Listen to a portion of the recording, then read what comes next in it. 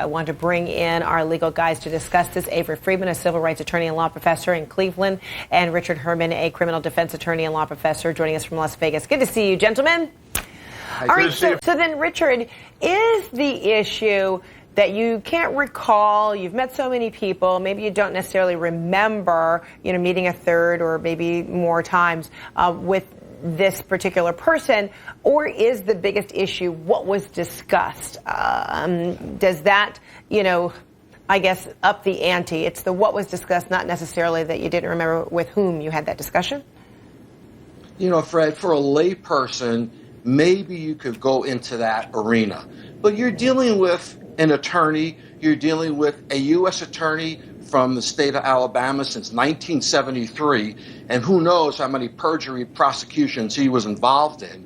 And then you go to the state of affairs in our country after the hacking by the Russians in our election, knowing that this is the inquiry, knowing that this is the reason that we're doing all of these investigations. And you come before a board, and by the way, you've had written questionnaires before you testify before the Senate committee, and you fail to answer this question. Then you go before the Senate committee, and every lawyer tells their client, listen to the question and only answer the question. And here, the Franken question was not the answer that Sessions gave. Sessions went on a ramble, and he went on a prepared question, a prepared response that he had, and he opened the door to so many different areas. So the question boils down to this, Fred.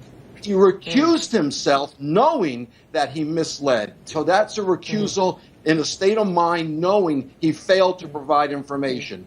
Then if there's a third meeting where he failed to provide it, we have to find willful intent.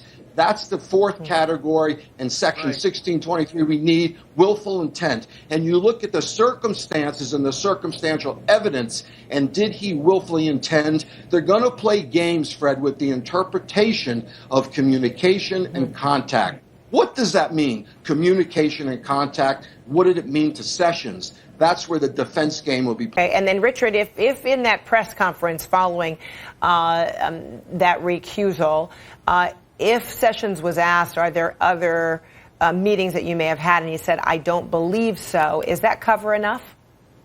Yeah, that kind of opens the door there. It said that maybe there were other meetings. I just can't remember them at this time. And what are meetings? If I go to a function and I run into someone and exchange pleasantries, is that a meeting? Is that a contact under the guise of this particular inquiry? That's where his defense is going to lie, and that's where they're going to take it out of the willful intent to deceive or withhold information. In Sessions' mind, he's going to say, look, I didn't think this was covered. This was just, a basic hello, goodbye meeting. I didn't discuss any business. So in my mind, I didn't consider it a meeting or a contact under this question. That's where his defense is going to be. All right. All fascinating. Richard, Avery, thank you so much. Appreciate it, gentlemen. Good to see you.